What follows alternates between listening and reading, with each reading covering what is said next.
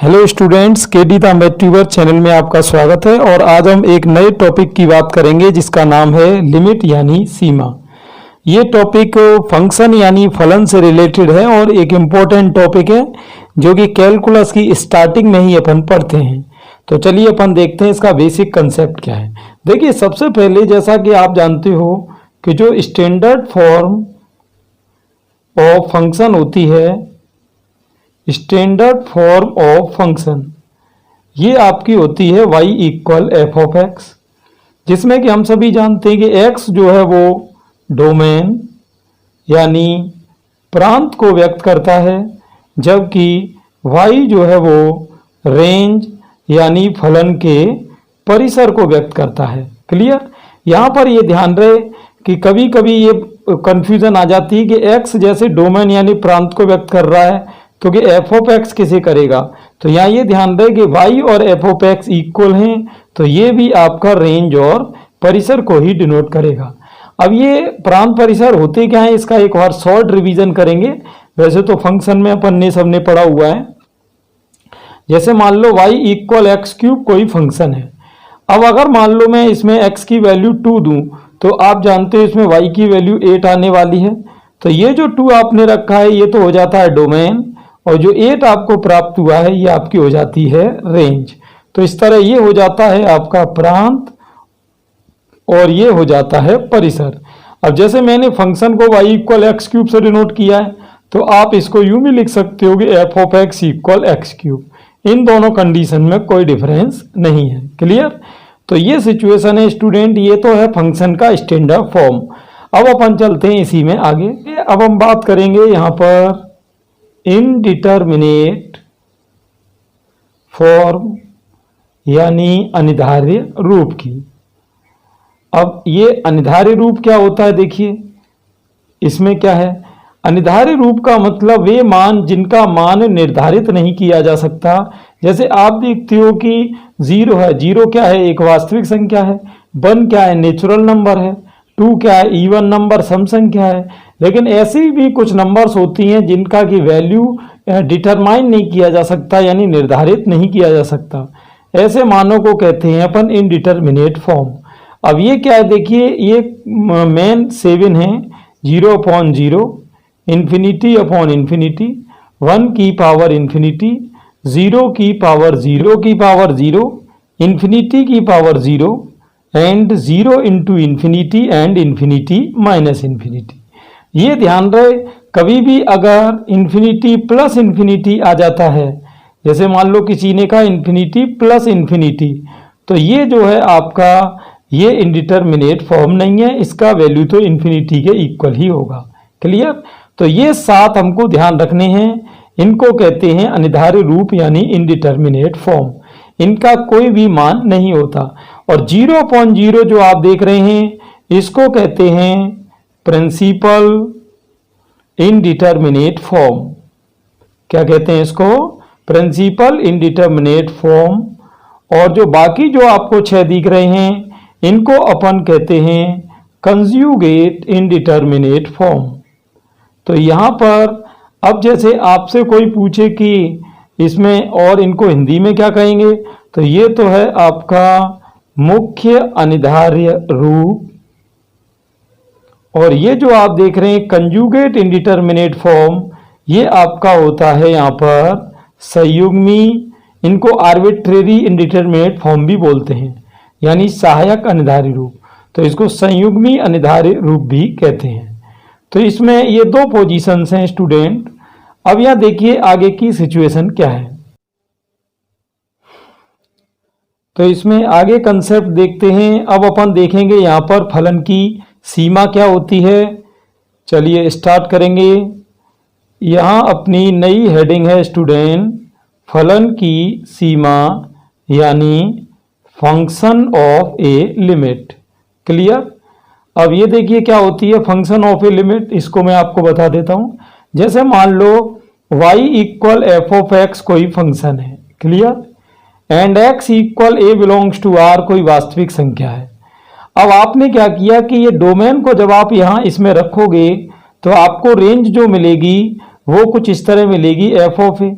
और अगर ये एफ ऑफ ए आपकी इनडिटर्मिनेट फॉर्म आ जाती है, इनडिटर्मिनेट फॉर्म का मतलब है कि ये आपकी अनिर्धारित रूप आ जाती है, जो मैंने आपको ऊपर के ये 7 बताई थे, इनमें से कोई आंसर आपको आ जाता है, तो उसमें आपको करना यह है कि अब ये वैल्यू इसमें आपको पुट नहीं करनी, बल्कि ए के नेबरहुड यानी लघु सामीप्य में, लघु सामीप्य का मतलब होता है नेबरहुड, ठीक, यानी आसपास में, तो ए के आसपास का अपन कोई लघु सामीप्य मान रख के इस एफ ऑफ ए का मान वास्तविक लाने की कोशिश करेंगे।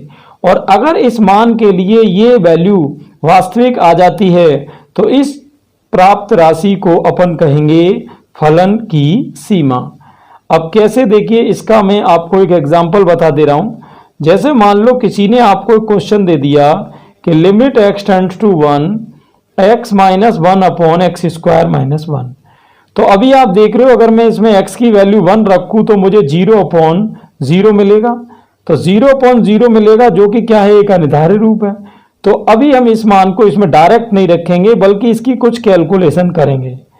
तो कैलकुलेशन करेंगे तो ये आपका एक्स स्क्वायर माइनस 1 का फैक्टर हो जाएगा x minus 1 into x plus 1, और ये कैंसिल हो गए। अब आप इसमें लिमिट रख सकते हो, ठीक, तो ये आपका हो जाएगा 1 अपॉन 1 प्लस 1 यानी 2, यानी 1 अपॉन 2। और अब क्योंकि ये एक वास्तविक संख्या है जैसा कि मैंने कहा था, तो इसको अपन फलन की सीमा कहते हैं। Clear student? तो ये 1 अपॉन 2 क्या हुआ कि इस फलन की क्या निकली, सीमा। ठीक, अब यहां पर देखिए एक चीज है कि जब भी आपको यहां अगर ये एरो के बारे में कोई पूछे तो ये जो एरो है इसको अपन बोलते हैं टेंड्स टू। कई बार इसको बोलने में भी प्रॉब्लम आती है। तो टेंड्स टू का मतलब होता है कि अग्रसर है। जैसे कि यहां लिखा है लिमिट x टेंड्स टू 1, तो इसका मतलब है कि x का मान 1 की ओर अग्रसर है। अब चलते हैं आगे। फलन की बाईं सीमा यानी left hand of a limit, जिसको कि अपन शॉर्ट में कहते हैं LHL। अब ये LHL को आप चाहें तो f ऑफ a माइनस 0 या limit x tends to a negative से भी डिनोट कर सकते हैं।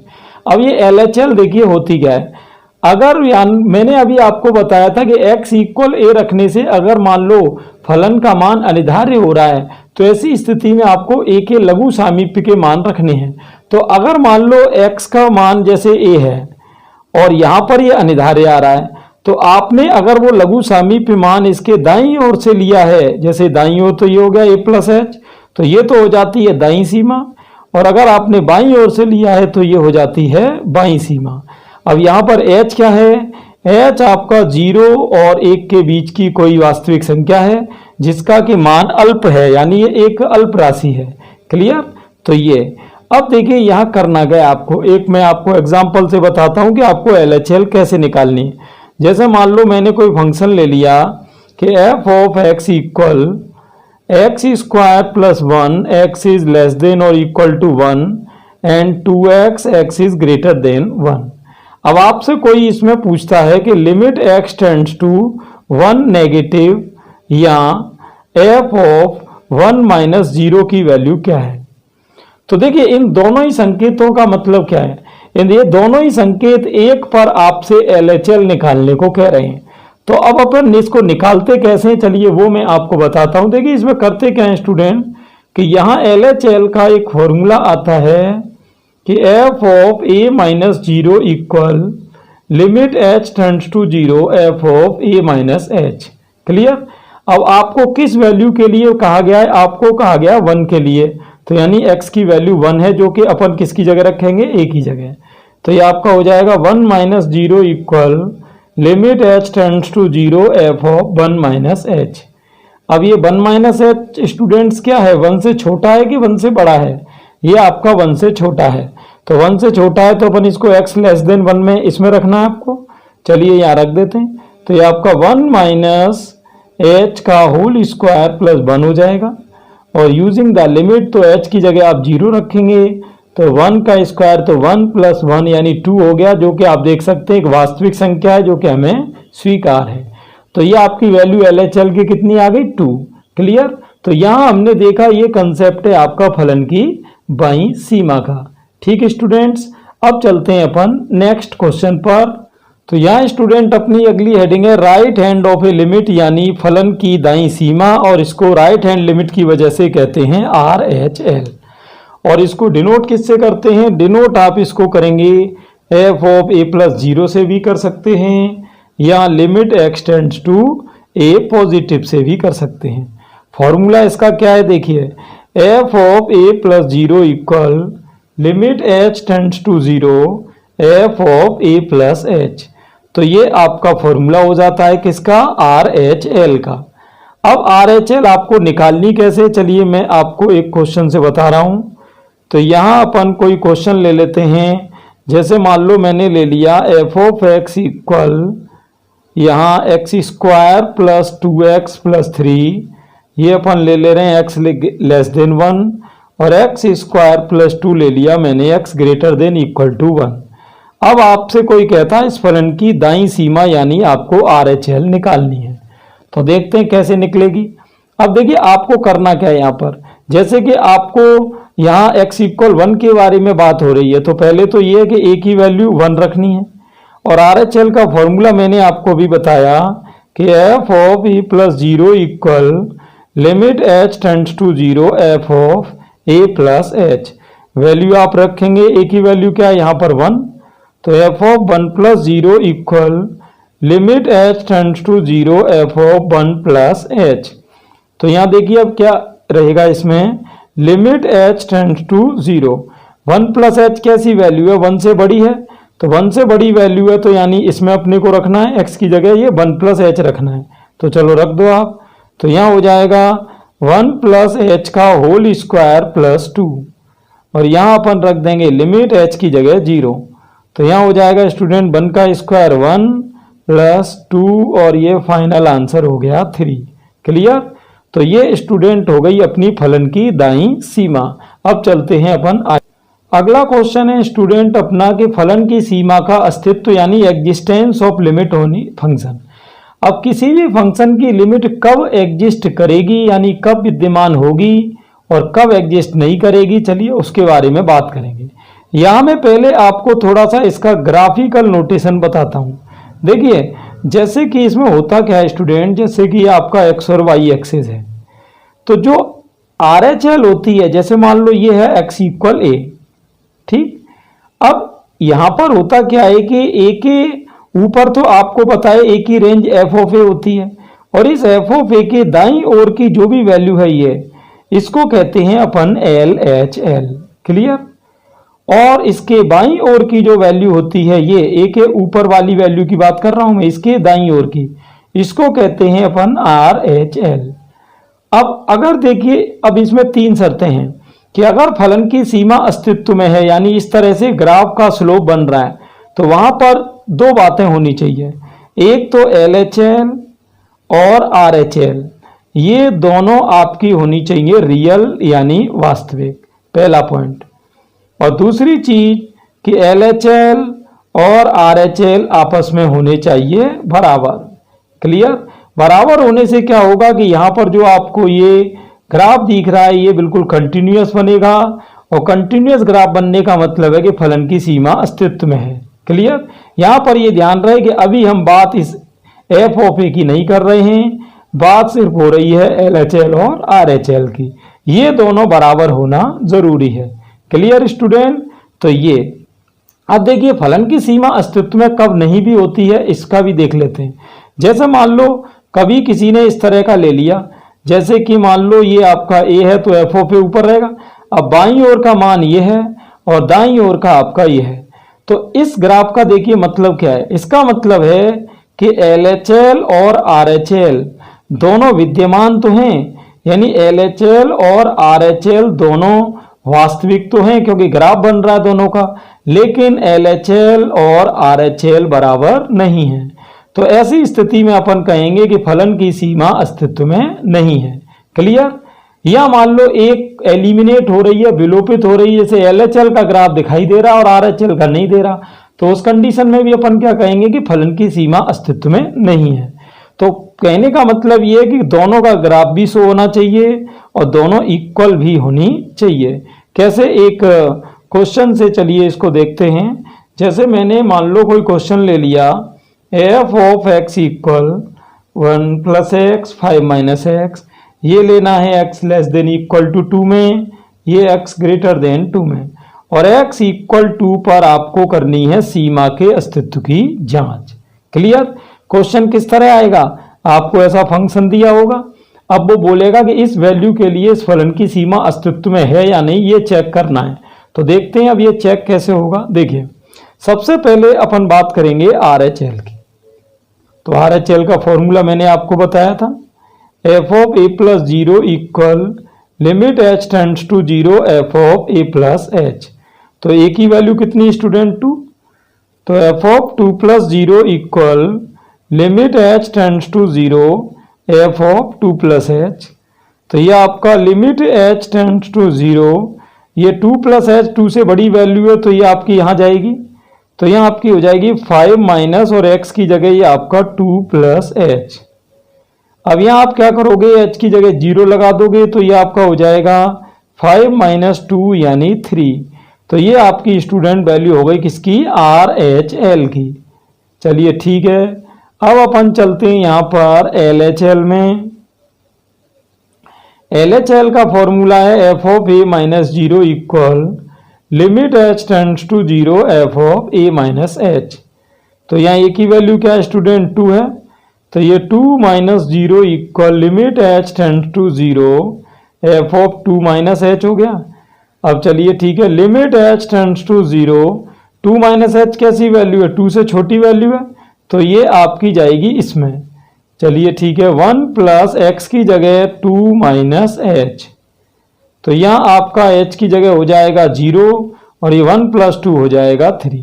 अब आप देख सकते हो यहाँ LHL और RHL दोनों वास्तविक भी आ रही हैं, दोनों बराबर भी आ रही हैं, तो यहाँ अपन लिखेंगे कि limit x tends to 2 f of x equal 3। इस लाइन का देखिए स्टूडेंट क्या मतलब हुआ कि x इक्वल 2 पर फलन की सीमा 3 है और ये विद्यमान है। क्लियर? यहाँ पर ये ध्यान रहे, जैसे RHL का मान आ जाता 3 और LHL का आ जाता 4, तो अपन फिर इसका आंसर नहीं लिखते और लिख देते लिमिट डज नॉट एग्जिस्ट, यानी सीमा विद्यमान नहीं है। Clear student? तो आज के इस वीडियो में हमने सीमा का बेसिक कंसेप्ट समझा, RHL और LHL के क्या फॉर्मूले होते हैं वो देखे, और मैंने आपको बताया कि फलन की सीमा का अस्तित्व कैसे चेक करते हैं। तीनों के रिलेटेड एग्जाम्पल भी थे, जो कि लिमिट का एक इम्पोर्टेंट पॉइंट है। अपन ने इससे पहले पार्ट 1 में बेसिक कंसेप्ट और इनडिटरमिनेट फॉर्म के बारे में पढ़ा था, और वहाँ मैंने आपको ये भी बताया था कि किसी फलन की सीमा कब अस्तित्व में होती है और कब अस्तित्व में नहीं होती। आज हमारा फोकस रहेगा कि किसी लिमिट की वैल्यू जब अनिर्धार्य आ जाती है यानी इनडिटरमिनेट आ जाती है, तो उसको अपन किन किन मेथड से रियल नंबर में चेंज कर सकते हैं। तो चलिए स्टार्ट करते हैं सीधे। और अगर आपने पार्ट 1 नहीं देखा है तो आपको डिस्क्रिप्शन में प्लेलिस्ट की लिंक दी हुई है, वहां जाके आप उस पार्ट 1 को भी देख सकते हैं। तो यहाँ चलिए स्टार्ट करेंगे। तो जैसा कि हम देख रहे हैं कि इवैल्यूएशन ऑफ लिमिट यानी सीमा ज्ञात करना। तो पार्ट 1 में अपन ने बेसिक कंसेप्ट देखा था, अब हम बात कर रहे हैं डायरेक्ट सब्स्टिट्यूशन मेथड। देखिए ये क्या होता है डायरेक्ट सब्स्टिट्यूशन मेथड। इसमें अगर मान लो कभी कभी ऐसा हो जाता है, जैसे मान लो कोई लिमिट है, जैसे आपको किसी ने दिया कि limit x tends to a f of x। Clear? ये वैल्यू दे दी। अब यहाँ पर जब आपने इसमें लिमिट रख के तो एफ ऑफ a को प्राप्त किया, तो ये एफ ऑफ ए डायरेक्ट ही एक रियल नंबर आ रहा है। तो अगर ये डायरेक्ट ही रियल नंबर आ रहा है तो वो आपको कोई ट्रिक लगाने की जरूरत नहीं है, आप इसमें सीधे ही डायरेक्ट सब्स्टिट्यूशन मेथड लगाएंगे। इसको अपन कहते हैं यहाँ पर प्रत्यक्ष प्रतिस्थापन विधि। ठीक, क्या कहेंगे इसको? प्रत्यक्ष प्रतिस्थापन। अब इसमें करना क्या है एक बार हम यहाँ पर देखते हैं, लेकिन ये ध्यान रहे ये मेथड केवल तभी आप लगा सकते हो जबकि आपको रियल नंबर आपको मिल रहा हो। तो चलिए यहाँ देखते हैं एक बार। तो यहाँ मैं देख रहा हूं कि अगर मैं x की जगह 1 को रिप्लेस करूं तो यहाँ आपका हो रहा है 1 प्लस 2 अपॉन 1 प्लस 9। तो इस तरह स्टूडेंट ये आपका हो गया 3 अपॉन 10, जो कि आप देख सकते हैं कि रियल वैल्यू है। तो अपने को इसमें कोई भी ट्रिक लगाने की जरूरत नहीं है। तो इस मेथड को अपन कहते हैं प्रत्यक्ष प्रतिस्थापन यानी डायरेक्ट सब्स्टिट्यूशन, सरलीकरण विधि यानी सिंप्लीफिकेशन मेथड। देखिए इसमें क्या है कि दो ट्रिक है यहाँ पर। सरलीकरण में क्या होता है कि एक तो आपकी आती है यहाँ पर व्यंजक सरलीकरण विधि, जिसको कि हम कहते हैं टर्म सिंप्लीफिकेशन मेथड, व्यंजक सरलीकरण। इसमें क्या है, कोई फ्रैक्शन या कोई भिन्न हल करके अपन करते हैं। और दूसरी इसमें आती है आपकी सर्वसमीका या गुणनखंड विधि यानी आइडेंटिटी या फैक्टर मेथड। जैसे आप जानते हो सर्वसमीका, जैसे मान लो कहीं a square minus b square आ गई और आपने यूज कर दिया a plus b into a minus b, या मान लो a cube minus b cube आ गई और आपने यूज कर दिया a minus b into a square plus a b plus b square. तो इस तरह का जो भी पोजीशन है ये सब आपके इसी मेथड से सॉल्व होंगी। कैसे, अपन एक एग्जांपल देखते हैं यहाँ पर, जो कि एनडीए 2017 में आया है। यहां देखिए जैसे कि मैं x की वैल्यू अगर यहाँ 2 रिप्लेस करूं तो मैं देख रहा हूं 2 का स्क्वायर 4 माइनस 4 जीरो हो रहा है, और नीचे भी 2 का क्यूब 8 माइनस 8 ये भी जीरो हो रहा है। तो 0/0 का मतलब हम देख रहे हैं ये हो रहा है इनडिटरमिनेट फॉर्म यानी अनिर्धारित रूप। तो अब जैसे आपने देखा पिछली बार मैंने क्वेश्चन में डायरेक्ट वैल्यू रख के आंसर ले लिया था, लेकिन अब की बार ये पॉसिबल नहीं है। तो ऐसे क्वेश्चन में क्या करते हैं, इनके करेंगे फैक्टर। तो जैसा कि आपको पता है कि एक्स स्क्वायर माइनस 4 इसके फैक्टर क्या होंगे, ये आपका 2 का स्क्वायर है और ऊपर मैंने आपको बताया ए स्क्वायर माइनस बी स्क्वायर। तो इसकी आइडेंटिटी थी अपनी ए plus b into a minus B. तो आपकी इसकी आइडेंटिटी हो जाएगी x plus 2 into x minus 2। Clear. ऐसे ही अपन देख रहे हैं यहाँ पर एक्स क्यूब माइनस 8। तो ये आप देखते हो कि 8 किसका क्यूब है, 2 का, और अब यहाँ लग जाएगा ए क्यूब माइनस बी क्यूब। तो ये आपकी आइडेंटिटी कुछ इस तरह बनी कि x minus 2 into x square plus 2x plus 4। अब ये दोनों जो आपने सॉल्यूशन करे हैं वो आप यहाँ रिप्लेस करेंगे। तो ये आपका हो जाएगा लिमिट x टेंड्स टू 2। अब एक्स स्क्वायर माइनस 4 के फैक्टर क्या हो रहे हैं आपके सामने, ये आपके हो रहे हैं x plus 2 into x minus 2। Clear. और एक्स क्यूब माइनस 8 के फैक्टर आपके क्या हो रहे हैं, x minus 2 into x square plus 2x plus 4। ये कैंसिलेशन होगा। अब आप इसमें डायरेक्ट लिमिट रख सकते हैं। तो ये आपका 2 प्लस 2 4 हो रहा है, और नीचे ये आपका 12 हो जाएगा, जो कि अपन कैंसिल करें तो 1/3 आ रहा है, जो कि एक रियल नंबर है। तो देखिए हमने देखा कि पिछले क्वेश्चन में और इस क्वेश्चन में क्या फर्क है। पिछले क्वेश्चन में जब मैंने इसमें ये वैल्यू रखी तो आपने देखा डायरेक्ट ही एक रियल नंबर आ गया था, लेकिन हमने देखा कि जब हमने इस क्वेश्चन में पहले डायरेक्ट लिमिट जब रख के देखी तब तो वो बन रहा था 0.0, लेकिन जब मैंने इसमें थोड़ा सा फैक्टर किया तब ये आपको रियल नंबर दे रहा है। तो कुल मिला के बात ये कि कई बार अपने को डायरेक्ट आंसर मिलेंगे, लेकिन मोस्टली 99% केसेस में अपने को ही रियल नंबर तक पहुंचना पड़ेगा और कोई ना कोई ट्रिक यूज करनी पड़ेगी। आगे देखते हैं और क्या क्या क्वेश्चन है इसमें।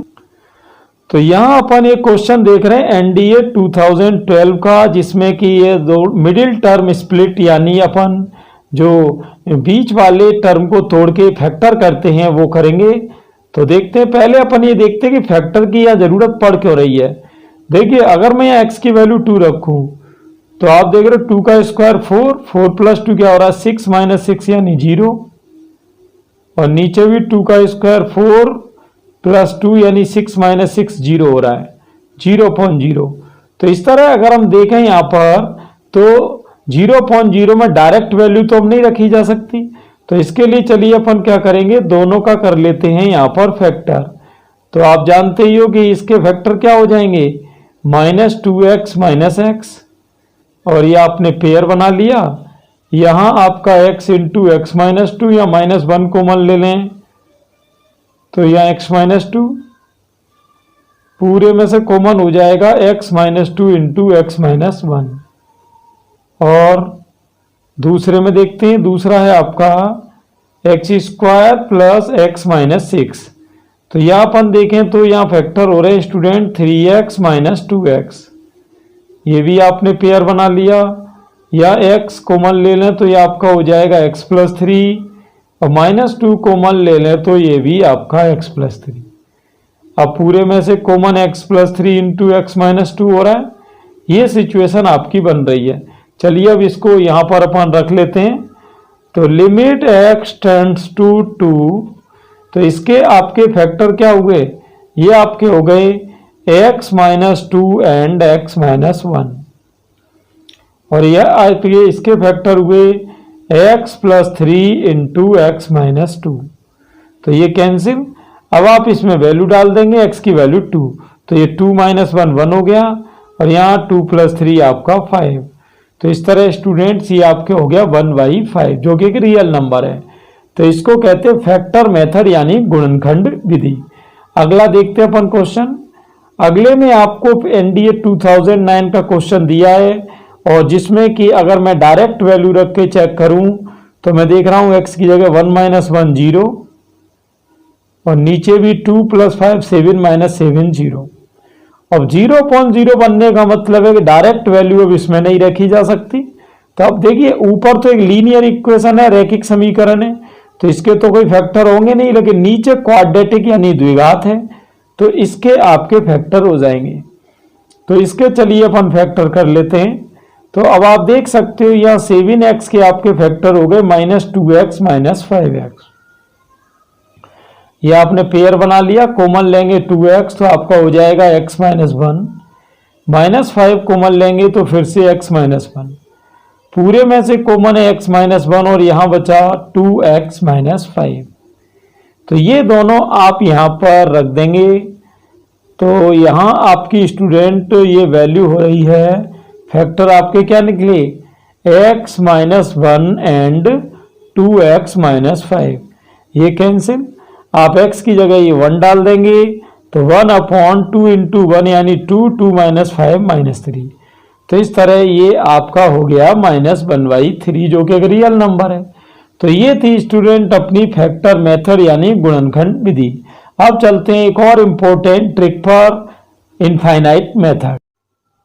तो यहाँ स्टूडेंट अपन देख रहे हैं नेक्स्ट पॉइंट, रेशनलाइजेशन मेथड यानी परमीकरण विधि। अब जैसा कि आप जानते हो परमीकरण में क्या होता है, जैसे कि आपको किसी ने √a प्लस √b का यहाँ रेशनल पूछा, तो इसका क्या हो जाएगा √a माइनस √b। तो बिल्कुल सिंपल है, आपको करना कुछ नहीं है, संयुग्मी का मल्टीप्लाई करना है ऊपर नीचे, और जो रूट है उसको आपको फिनिश करना है।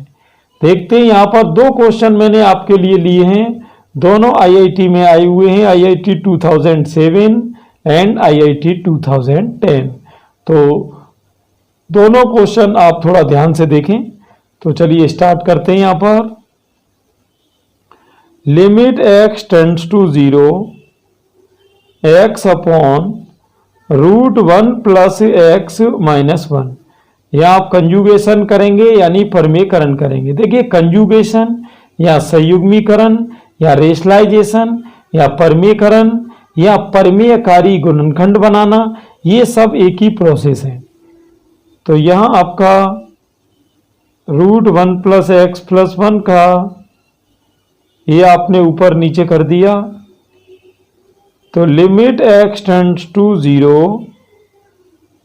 x इंटू ये आपका हो जाएगा √1 प्लस x प्लस 1, और ये a minus b into a plus b हो जाएगा a² माइनस b²। तो 1 प्लस x माइनस 1 ये कैंसिल, x आपको x कैंसिल करेगा, तो यहाँ आपकी वैल्यू बच रही है यहाँ आपकी √1 प्लस x प्लस 1। अब आप इसमें जब लिमिट लगाएंगे x की जगह 0, तो आप देख सकते हैं 1 प्लस 0 तो 1 ही रहेगा, तो 1 प्लस 1 आपका हो जाएगा ये 2। क्लियर? तो बिल्कुल सिंपल है। आपने क्या किया, इसमें इसका चिन्ह बदल के ऊपर नीचे मल्टीप्लाई करना है, और ये a minus b into a plus b a² minus b² identity लगा दी, और डायरेक्ट लिमिट रखने से आंसर आ गया। अब चलिए नेक्स्ट क्वेश्चन देख लेते हैं, जो बिल्कुल इसी की 2 कॉपी है। तो यहाँ देखते हैं लिमिट x टेंड्स टू 0, ये पोजीशन दी है। फिर से रूट हटाने के लिए अपने को रेशनलाइज करना है। अब देखो अगर मैं x की जगह यहाँ 0 रखूँ तो आप देख सकते हैं यहाँ 0/0 बन रहा है, तो डायरेक्ट लिमिट तो नहीं रखनी, तो अपन इसको रेशनलाइज करेंगे, देखते हैं किस तरह है। तो आप देख रहे हो ये तो आपकी पूरी पिक्चर एज इट इज चली रही है, इसमें तो अपने को कुछ करना है नहीं। ऐसे इधर √1 + x² प्लस √1 - x², और यहाँ भी वही है √1 + x² प्लस √1 - x²। तो देखते हैं लिमिट x टेंड्स टू 0। आप देख सकते हो a - b × a + b आपका a² - b² हो जाएगा, तो रूट का रूट से करेंगे 1 + x² माइनस यहाँ रूट का रूट से करेंगे ये 1 - x²। अपॉन में आप करेंगे तो x² इंटू ये आपका हो जाएगा √1 + x² प्लस √1 - x²। अब आप कैलकुलेशन पर फोकस करना, लिमिट x टेंड्स टू 0 या ब्रैकेट खोलने 1 + x² minus 1 + x² upon x² into ये आपकी वैल्यू एज इट इज चल रही है। अब यहां देखिए अपने को करना क्या है, एक तो आप देख रहे हो ये 1 से 1 हो रहा है। अब यहां देख सकते हो x² प्लस x² क्या हो रहा है 2x², तो x² कैंसिलेशन के बाद हमारी यहां टर्म बचती है कि 2/√1 + x² प्लस √1 - x²। अब आपको करना कुछ नहीं है इसमें, या ये वैल्यू इसमें डाल देनी है, x की जगह 0 रख देंगे, तो 2/, ये 1 + 0 क्या हो जाएगा 1, तो 1 का रूट तो 1 ही होगा, और यहाँ 1 - 0 ये भी 1, तो 1 का रूट ये भी 1। तो आप देख सकते हैं 1 + 1 हो गया 2, और ये 2 बन जा 2। Clear student? तो ये थे अपने 2 क्वेश्चन IIT के, जिसको कि अपन कहते हैं इनफाइनाइट लिमिट मेथड यानी अनंत सीमा विधि। अब इसमें देखिए क्या होता है कि 2 ट्रिक्स हैं। पहली ट्रिक क्या है कि जैसे कि अगर मान लो limit x tends to infinity f(x) की कभी सिचुएशन बन रही है, तो अगर आपसे कोई व्यक्ति कहता है कि इसको मुझे लिमिट x टेंड्स टू 0 में चेंज करके सॉल्व करना है, तो आप क्या करेंगे, जो f(x) की वैल्यू है उसे चेंज कर देंगे f(1/x) में, यानी x की जगह आप किसको रख देंगे 1/x में। और ये ध्यान रहे अगर आपको लिमिट कोई इस तरह से दी हो तो इसका उल्टा भी कर सकते हैं। उल्टा कैसे, देखिए यहाँ एक इसी से रिलेटेड कंसेप्ट देखेंगे। जैसे मान लो कभी limit x tends to 0 f(x) आपको दे रखा है, और अगर आपने यहाँ पर limit x tends to infinity करा, तो यहाँ भी ये ध्यान रहे कि x की जगह आपका 1/x हो जाएगा। तो ये दोनों चीज़ें आपको ध्यान में रखनी है, अगर x है तो 1/x रखना है, और यहाँ 1/x है तो x आ जाएगा। चलिए अब ये 2 एग्जाम्पल हैं। सबसे पहले अपन देखते हैं इसकी वैल्यू, जो कि IIT 2011 का क्वेश्चन है। तो स्टार्ट करेंगे। देखिए सबसे पहले यहाँ पर एक कन्फ्यूजन कभी कभी ये भी आ जाती है कि sin x/x की वैल्यू कुछ लोग पूछते हैं कि ये तो सर 1 होती है। ये अभी ये ध्यान रहे कि 1 तब होती है जब लिमिट x टेंड्स टू 0 हो। जैसे कि हमने पढ़ा हुआ है कि limit x tends to 0 sin x/x तो होता है 1, लेकिन यहाँ पर ये ध्यान रहे कि लिमिट जो है वो x टेंड्स टू इन्फिनिटी है। तो चलिए स्टार्ट करते हैं। सबसे पहले मैं क्या कर रहा हूँ, यहाँ x टेंड्स टू 0 रख के, और जैसे ही मैं करूँगा तो x की जगह आपका 1/x आ जाएगा। अब x की वैल्यू आपकी जाएगी ऊपर, तो लिमिट x टेंड्स टू 0, और ये आपका हो जाएगा x sin 1/x, या लिमिट रख देंगे तो x की जगह 0 हो जाएगा, तो 0 × sin 1/0। अब जैसा कि आप जानते हैं कि 1/0 का मतलब होता है इन्फिनिटी, तो साइन इन्फिनिटी की वैल्यू स्टूडेंट होती है रियल नंबर, क्योंकि आप जानते हो चाहे साइन इन्फिनिटी हो, चाहे कॉस इन्फिनिटी हो, चाहे e⁻∞, ये सब ऐसे फंक्शन है कि इनकी वैल्यू जो है वो एक रियल नंबर में ही आएगी। और जैसा कि हम सभी जानते हैं कि 0 का इंटू जब हम किसी रियल नंबर से करते हैं तो हमें आंसर 0 ही मिलता है। क्लियर? तो ये था एक सिंपल क्वेश्चन। अब इसी से रिलेटेड मैं आपको एक क्वेश्चन और बता रहा हूँ जो कि आपका IIT 2010 में पूछा गया है। ये भी उसी इनफाइनाइट लिमिट मेथड का क्वेश्चन है। देखते हैं कि किस तरह सॉल्व होगा। स्टेट बोर्ड्स में भी ये क्वेश्चन कई बार आया है। तो चलिए स्टार्ट करेंगे। तो यहाँ एक काम अपन कर रहे हैं, सबसे पहले लिमिट बाद में चेंज करेंगे। सबसे पहले मैं यहाँ x का भाग दे रहा हूँ ऊपर नीचे। तो यहाँ स्टूडेंट बचेगा अपना 1 plus sign x upon x, और नीचे आपका बच जाएगा यहाँ पर 1 plus cos x upon x. अब यहाँ अपन लगाएंगे, लिमिट को चेंज करेंगे।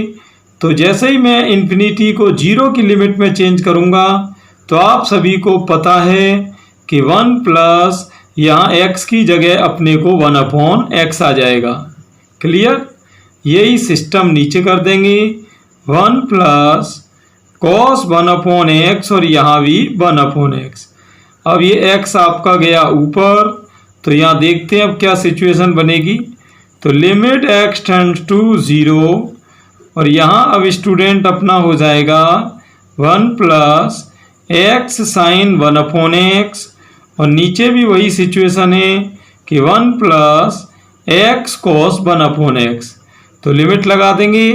तो लिमिट लगाते ही स्टूडेंट देखना यहाँ पर होगा क्या, 1 प्लस एक्स की वैल्यू क्या है 0, और जैसा कि आपको पता है 1 अपॉन 0 इन्फिनिटी होता है, और साइन इन्फिनिटी मैंने अभी आपको बताया था एक रियल नंबर होती है। यही सिचुएशन नीचे रहेगी, x की वैल्यू 0 और cos 1 अपॉन 0 यानी cos इन्फिनिटी की वैल्यू ये भी रियल नंबर। तो आप देख सकते हो 0 इंटू रियल नंबर, ये तो 0 ही होता है, तो 1 अपॉन 1 का आंसर 1। तो ये थी स्टूडेंट अपनी यहाँ पर ट्रिक नंबर 1। इसमें मैंने बताया कि जब हम किसी इन्फिनिटी की लिमिट को 0 में चेंज करते हैं तो x की वैल्यू वहाँ क्या आ जाती है 1 अपॉन x। Clear students? अब चलते हैं इसी में नेक्स्ट मेथड की तरफ। तो ट्रिक नंबर 2 इसको कहते हैं पॉलिनोमियल फंक्शन मेथड या रेशनल फंक्शन मेथड। अब ये देखिए रेशनल फंक्शन क्या होता है। रेशनल फंक्शन कहते हैं परिमेय फलन को। परिमेय फलन का मतलब होता है कि जिसका कि कोई ऐसा फलन हो जो p अपॉन q के टाइप में हो, और यहाँ p और q जो भी आपको दे रखे हैं ये बहुपद होने चाहिए। बहुपद यानी पॉलिनोमियल होने चाहिए। क्लियर? इस तरह से। तो देखते हैं अपन अब यहाँ पर सिस्टम क्या रहेगा। जैसे कि अगर कोई ने हमको एग्जांपल दे दिया कि f of x equal x square plus 1 upon x minus 3, तो आप देख सकते हो ये एक परिमेय फलन है, क्योंकि यहाँ ये दोनों बहुपद हैं। ये आपका द्विघात बहुपद है और ये रैखिक बहुपद है। Clear student? तो चलिए स्टार्ट करेंगे अब अपन आगे। तो इसमें क्या है कि देखिए 3 ट्रिक्स रहती हैं। जैसे कि मान लो अपने को लिमिट दी हुई है इन्फिनिटी, और ऊपर एक बहुपद दिया हुआ है कि a1x की पावर m, a2x की पावर m माइनस 1, a3x की पावर m माइनस 2, और इसी तरह से आगे। ये कब तक पावर माइनस होती रहेगी? जब तक कांस्टेंट नहीं आ जाए। नीचे आप देखें तो आपका हो जाएगा ये b1x की पावर n प्लस b2x की power n minus 1 plus b3x की power n minus 2 plus dot dot. तो ये सिचुएशन बन रही है। अब यहाँ देखिए यहाँ पर क्या है कि 3 सिचुएशन यहाँ तैयार हो रही हैं अपने लिए। अब ये कौन कौन सी हैं वो देखते हैं। जैसे मान लो यदि ऐसी कंडीशन आ जाए कि m और n इक्वल है, तो ऐसे क्वेश्चन का आंसर हमेशा ध्यान रखना कि a1 अपॉन b1 आ जाएगा।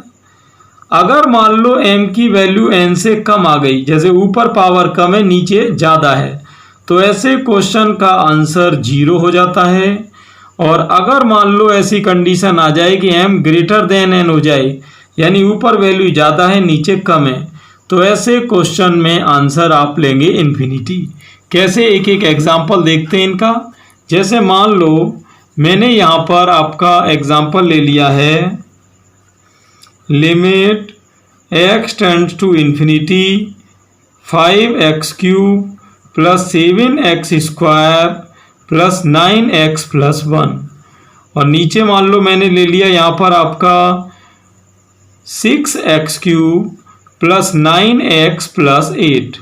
अब मान लो इसका सॉल्यूशन आपको निकालना है। तो अगर मान लो आपको ट्रिक याद नहीं है तो आप जानते हो ये क्वेश्चन काफ़ी हार्ड होने वाला है, लेकिन ट्रिक से हम इसको बिल्कुल इजी मेथड में कर लेंगे। तो आप देख रहे हो ये m और n जो पावर है ये और ये इक्वल है, यहाँ पर m और n इक्वल होने पर आंसर क्या था, a1/b1, a1/b1। तो यहाँ स्टूडेंट आंसर हो जाएगा a1/b1। a1 क्या है, x³ का गुणांक 5 और यहाँ x³ का गुणांक 6। ये आपका हो गया कंप्लीट आंसर, बिल्कुल इजी है आपके लिए। इसमें देखते हैं इसका एग्जाम्पल क्या हो सकता है। जैसे मान लो किसी ने मुझे दे दिया limit x tends to infinity 3x² minus 5x plus 1 upon x की पावर 5 प्लस 7, इस तरह का क्वेश्चन है। अब आप देख सकते हो है तो ये भी परमेय फलन, क्योंकि ऊपर और नीचे बहुपद हैं, लेकिन ऊपर की पावर नीचे से कम है, जैसा कि मैंने बताया था m n। तो ऐसी कंडीशन में इस क्वेश्चन का आंसर आ जाता है यहाँ पर 0। अब देखिए अगर आपको ट्रिक पता है तो कंपटीशन में आप तुरंत ऐसे क्वेश्चंस को चुटकियों में सॉल्व कर देंगे। आगे देखते हैं m n, इसका क्या एग्जाम्पल हो जाएगा। जैसे मान लो मैंने यहाँ पर ले लिया limit x tends to infinity 5x³ minus 7x plus 1 upon 9x minus 5, ये क्वेश्चन आ गया। अब आप देख सकते हो ऊपर की पावर नीचे की पावर से ज़्यादा है, जैसा कि मैंने लिखा था m>n। तो ऐसी कंडीशन में ऐसे क्वेश्चंस का आंसर हो जाता है इन्फिनिटी। अब देखिए इसमें क्या होता है, अपने को ये यूज कब करना है पहले वो देखते हैं। जैसे मान लो किसी ने आपको एक क्वेश्चन दे दिया कि limit x tends to 0 sin x upon x। अब मान लो इसकी वैल्यू जैसे आपको फाइंड आउट करनी है, तो देखते हैं अब ये वैल्यू कैसे आ सकती है। तो यहाँ क्या करते हैं ऐसे क्वेश्चंस में, जब ये सबसे पहले sin x का जैसे मैं प्रसार कर रहा हूँ तो x minus x³ upon factorial 3 plus x की power 5 upon factorial 5 minus dot dot, इस तरह से ये हो गया आपका sin x। अब देखिए यहाँ करना क्या अपने को कि अब ये प्रसार आप वहाँ पे पुट कर देंगे लिमिट x टेंड्स टू 0, तो sin x की जगह आपका हो जाएगा x minus x³ upon factorial 3 plus x की power 5 upon factorial 5 minus dot dot, upon में आपका x चल रहा है। ठीक, आप इसका एप्लीकेशन ध्यान से समझ लें। लिमिट x टेंड्स टू 0, यहाँ कॉमन क्या है x, तो यहाँ आपका क्या बचेगा 1 minus x² upon factorial 3 plus x4 upon factorial 5 minus dot dot upon में x, ये आपका हो गया कैंसिल। और अब यहाँ लिमिट लगाएंगे x टेंड्स टू 0 में, x की जगह 0, तो ये आपका हो जाएगा यहाँ पर 1। तो ये इस तरह स्टूडेंट हो गई यहाँ पर एक्सपेंशन मेथड यानी प्रसार विधि।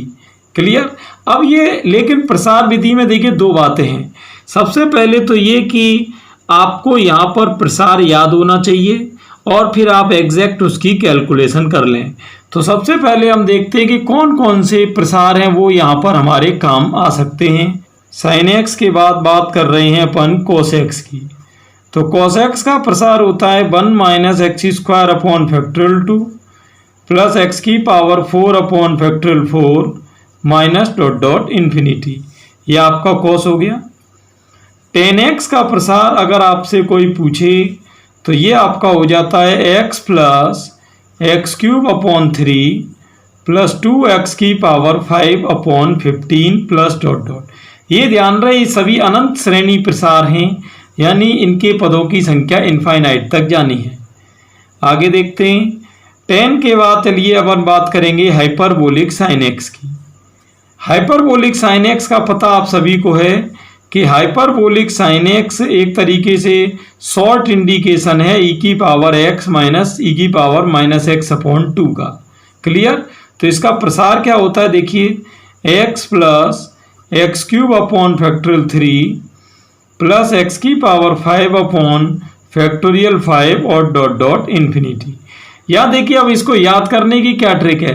जैसे आप यहाँ साइन एक्स का प्रसार देखो, ये आपका वही है, आपका 1 3 5, ये आपका अल्टरनेटिव ऑर्डर है प्लस माइनस प्लस। और यहाँ आप देख रहे हो कि ये सारे पॉजिटिव हैं, चीज़ वही है जो साइन एक्स की थी, वही हाइपरबोलिक साइन एक्स की है। आगे देखते हैं, हाइपरबोलिक कॉस एक्स की अगर कोई बात करें तो ये आपका हो जाता है 1 plus x square upon factorial 2 plus x की power 4 upon factorial 4 plus dot dot infinity. यहाँ ये ध्यान रहे, कभी भी कोई हाइपरबोलिक कॉस एक्स की आपसे वैल्यू पूछे तो ये ई की पावर एक्स प्लस ई की पावर माइनस एक्स अपॉन 2 हो जाती है। Clear student. अब अपन चलते हैं यहाँ पर हाइपरबोलिक tan x की प्रसार पर। तो हाइपरबोलिक tan x का प्रसार जो होता है वो आपका x minus x cube upon 3 plus 2x की power 5 upon 15 minus dot dot infinity. अब यहाँ देखिए आपको इसे याद कैसे करना है। जैसे आप tan x का प्रसार देखो, इसमें जो पद आ रहे हैं वही हाइपरबोलिक tan x में आ रहे हैं, लेकिन इसमें पद सारे प्लस में आ रहे हैं और इसमें ये अल्टरनेटिव ऑर्डर यानी प्लस माइनस प्लस चल रहा है। क्लियर। आगे देखते हैं और कौन कौन से प्रसार हैं। जैसे e की पावर x की बात अगर करें तो ये आपका 1 plus x square upon factorial 2 plus x cube upon factorial 3 और ये आपका इन्फिनिटी तक जाता है।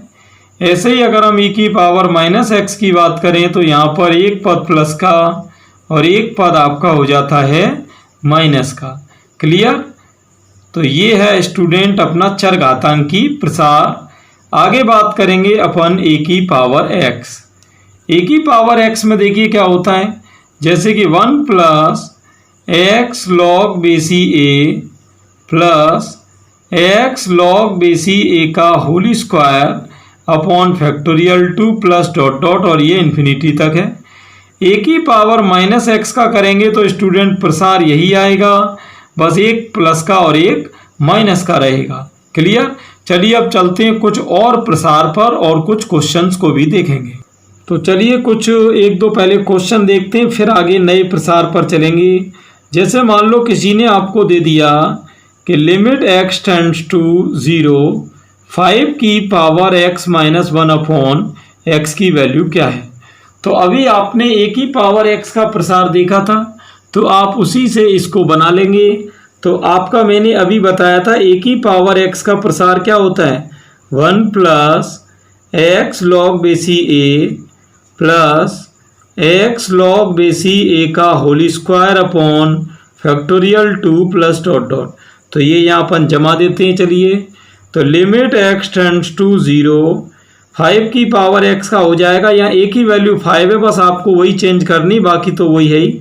तो ये आपका हो जाएगा 1 प्लस एक्स लॉग बेसी 5 और यहाँ हो जाएगा एक्स लॉग बेसी 5 का square upon factorial 2 plus dot dot और ये अपॉन में आपका चल रहा है यहाँ पर x। क्लियर। और ये -1 ऑलरेडी यहाँ पर है, तो आप देख सकते हैं 1 से 1 आपका कैंसिल हो रहा है। x का अगर मैं डिवाइड हर एक पद में करूं तो यहाँ कुछ पिक्चर इस तरह बनेगी कि log बेसी 5 प्लस ये एक्स स्क्वायर है तो यहाँ बचेगा सिंगल x और log बेसी 5 का whole square upon factorial 2 plus dot dot और अपॉन में स्टूडेंट यहाँ हो जाएगा x। अब आप लिमिट यूज़ करेंगे, ये x का डिवाइड हो गया था तो यहाँ 1 आएगा। तो अब आप लिमिट यूज करेंगे तो x की जगह 0 होने से आगे के सभी टर्म 0 हो जाएंगे और फाइनल आंसर अपना आ जाएगा log बेसी 5। Clear student. तो बिल्कुल आसान क्वेश्चन है, कोई इसमें ऐसी खास बात नहीं है। आगे देखते हैं कुछ और प्रसारों को कि आगे अपने क्या क्या प्रसार अपने लिए हेल्पफुल हो सकते हैं। तो देखते हैं यहाँ पर। तो यहाँ स्टूडेंट देखिए अगला अपना प्रसार है, अब तक मैंने आपको बता दिए त्रिकोणमितीय और आपको बता दिया अतिपरवलयिक फलन और चरघातांकी प्रसार। अब चलते हैं अपन इनवर्स पर। अगर कभी भी साइन इनवर्स x का प्रसार आपसे पूछा जाए तो ये कुछ इस तरह होगा, x plus x cube upon factorial 3 plus 9x की power 5 upon factorial 5 plus dot dot infinity. और अगर हम कॉस इनवर्स एक्स की बात करें तो आप सभी लोग जानते हो कि ये तो आपने इनवर्स ट्रिग्नोमेट्री में पढ़ाई है कि sine inverse x plus cos inverse x आपका होता है π/2। तो यहाँ से अगर मैं कॉस इनवर्स एक्स की वैल्यू निकालूं तो ये आपका π/2 माइनस साइन इनवर्स एक्स हो जाता है। तो यहाँ अपन यही करेंगे कि π/2 में से जो साइन इनवर्स एक्स का ये प्रसार है उसको आप माइनस कर देंगे। तो ये -x upon factorial 3 minus 9x5 upon factorial 5 minus dot dot infinity. ये आपकी वैल्यू हो गई कॉस इनवर्स एक्स की।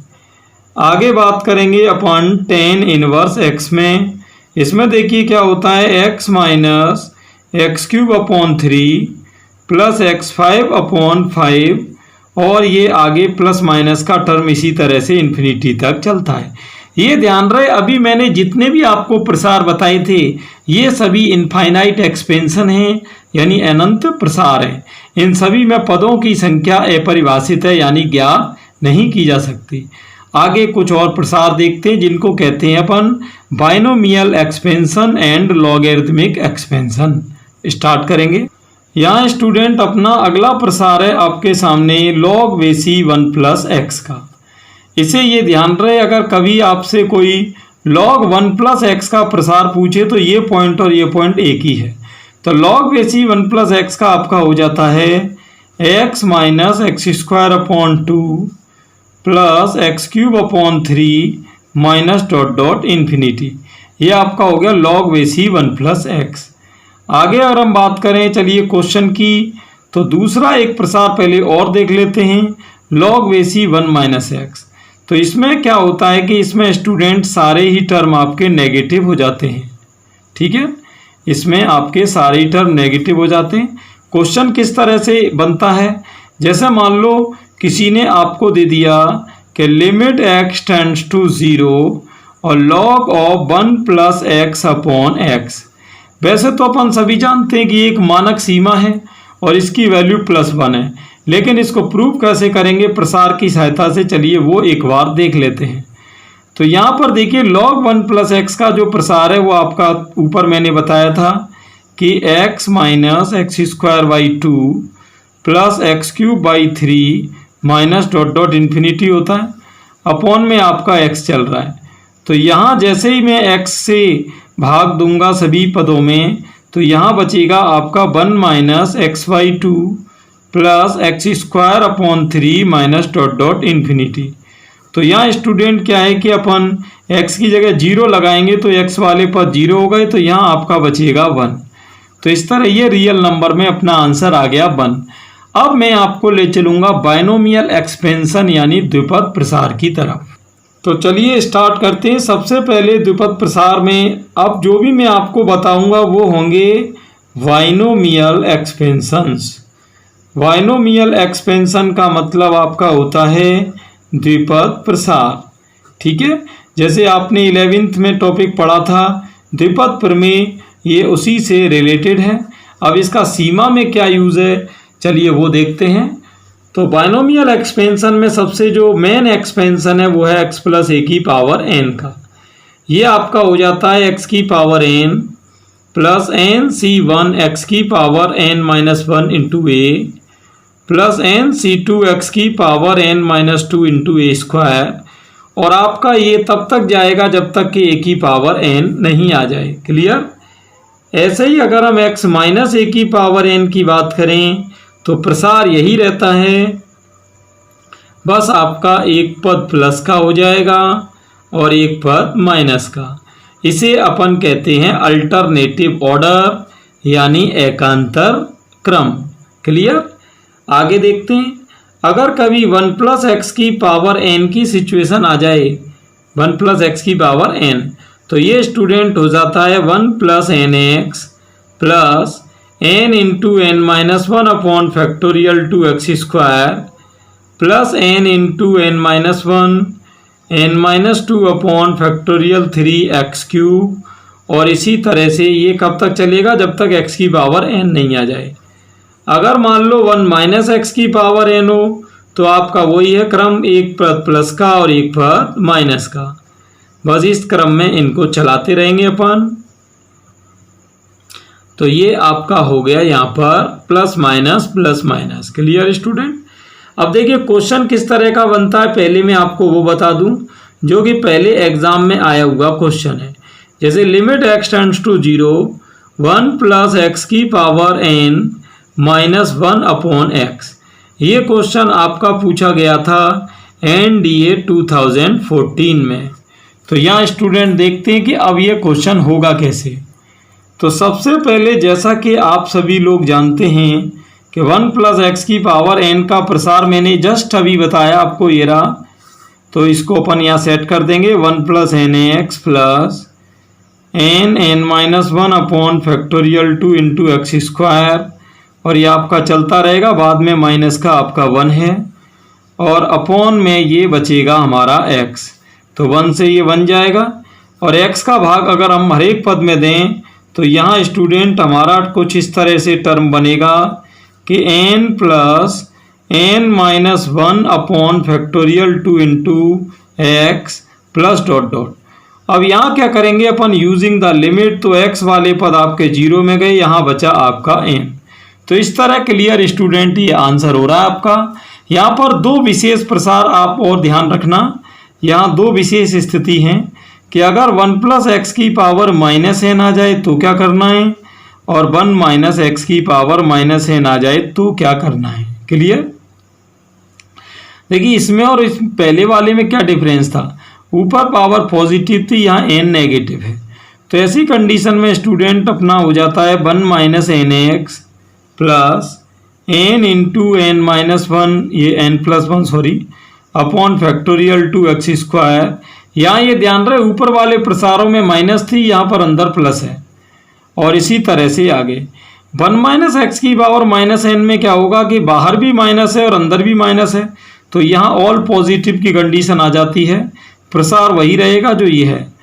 आपको बस सारे ही पद अब किस में ले लेने हैं, प्लस में। जैसे कि आपने देखा ऊपर प्लस माइनस इस तरह की कंसेप्ट बन रही थी, लेकिन नीचे सारे ही पद किस में रहेंगे, प्लस में, प्लस प्लस प्लस इस तरह से। क्लियर? तो ये था स्टूडेंट अपना द्विपद प्रसार। यहाँ पर एक चीज़ ये ध्यान रहे कि अगर n बिलोंग्स टू n है, यानी n एक नेचुरल नंबर है, तो यहाँ पर ध्यान रहे कि पदों की संख्या जो होती है वो n प्लस 1 होगी, यानी एक ज़्यादा। और अगर मान लो कोई नेगेटिव नंबर आ जाता है, यानी n बिलोंग्स टू q आ जाता है, कोई परमेय संख्या आ जाती है, जैसे कि आपकी 3/2 माइनस 3, तो ऐसी स्थिति में पदों की संख्या वहाँ पर अनंत रहती है। इसको कहते हैं अपरिभाषित। तो मैं आपको इसमें इसका बेसिक कंसेप्ट और 5 कंपटीशन में आए हुए इंपॉर्टेंट क्वेश्चन बताऊंगा। तो आप चैनल पर लास्ट तरह की दे रखी है कि limit x tends to a f of x upon g of x। Clear? यहाँ ये g of x non zero है, ये कंडीशन दे रखी। अब मान लो जब आपने इसमें x की वैल्यू जब a इसमें रखी तो आपको यहाँ कंडीशन क्या मिलेगी, f of a upon g of a, और ये मान लो आ जा रही है इनडिटर्मिनेट यानी अनिधार्य। ठीक, अनिधार्य के बारे में मैंने पहले भी बताया था आपको कि अनिधार्य जो 7 रूप होते हैं वो कौन कौन से होते हैं, 0 upon 0, infinity upon infinity, 0 into infinity, या 1 की पावर इन्फिनिटी, या इन्फिनिटी की पावर 0, एंड आपका इन्फिनिटी माइनस इन्फिनिटी, 0 की पावर 0। तो ये 7 जो है इनको क्या कहते हैं, इनडिटर्मिनेट यानी अनिधार्य रूप। तो यहाँ ये ध्यान रहे कि डीएल हॉस्पिटल रूल तभी लगता है जब कोई लिमिट आगे चल के इनडिटर्मिनेट यानी अनिधार्य में कन्वर्ट हो रही हो। तो अगर मान लो अपने को अनिधार्य मिल जाता है तो देखिए करना क्या है। जैसे कि आपको लिमिट दी थी limit x tends to a f of x g of x, तो आपका स्टूडेंट करना यह है कि जैसे ही आपको अनिधार्य की पुष्टि हो जाए तो तुरंत आप इसका अवकलन करेंगे, f ऑफ x का भी अवकलन करेंगे और नीचे आप करेंगे g ऑफ x का भी अवकलन। क्लियर?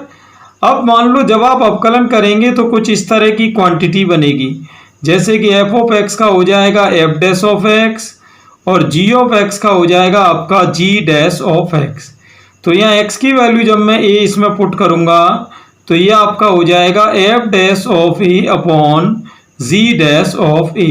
क्लियर।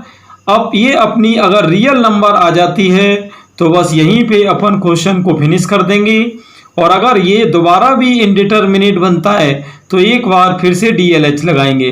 तो ये DLH अपना कब तक लगता रहेगा, जब तक कि हमको वास्तविक संख्या नहीं मिल जाए। तो ये तो है इसका बेसिक कंसेप्ट। अब अपन इसके 5 इंपॉर्टेंट क्वेश्चन देखेंगे। चलिए स्टार्ट करते हैं। तो एक बार तो यहाँ मैंने एक क्वेश्चन ले लिया है, limit x tends to 2x square minus 5x plus 6 upon x square minus 4। NDA 2007 का क्वेश्चन है। देखते हैं। सबसे पहले जैसा कि हम जानते हैं कि अनिर्धार्य आना जरूरी है।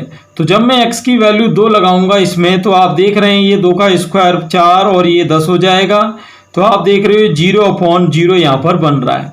तो 0/0 बनने का मतलब है कि यहाँ DLH लगाने के लिए आइडियल कंडीशन मौजूद है। आप चाहो इसको DLH लिख दो, चाहे DL हॉस्पिटल लिख दो।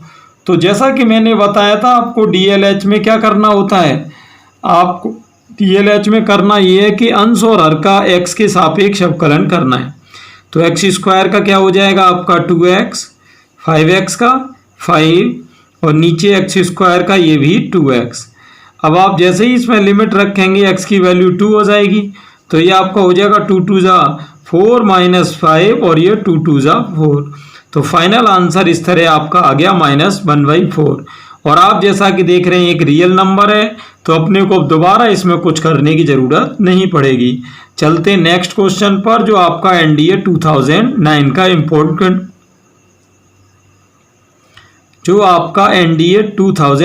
इम्पोर्टेंट क्वेश्चन है। तो यहाँ स्टूडेंट देखिए क्या है कि ये 4 टर्म दे रखे हैं। सबसे पहले मैं जब मैं x की वैल्यू इसमें 0 रखूंगा तो मैं देख रहा हूँ कि e की पावर 0 यानी 1 हो रहा है, और यहाँ भी e की पावर 0 1 तो 1 - 1 0, और नीचे sin 0 की वैल्यू भी 0 होती है।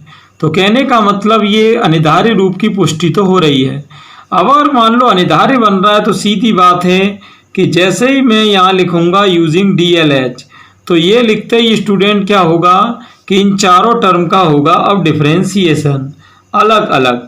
तो e की पावर ax का आपका हो जाता है a इंटू ई की पावर ax, e की पावर bx का हो जाएगा b इंटू ई की पावर bx, और नीचे अगर हम देखें तो साइन ax का हो जाता है आपका a cos ax, और साइन bx का हो जाएगा आपका b cos bx। अब यहाँ चलिए मैं लिमिट यूज कर रहा हूँ। तो जैसा कि आप देख रहे हैं कि लिमिट जैसे ही अपन इसमें यूज करेंगे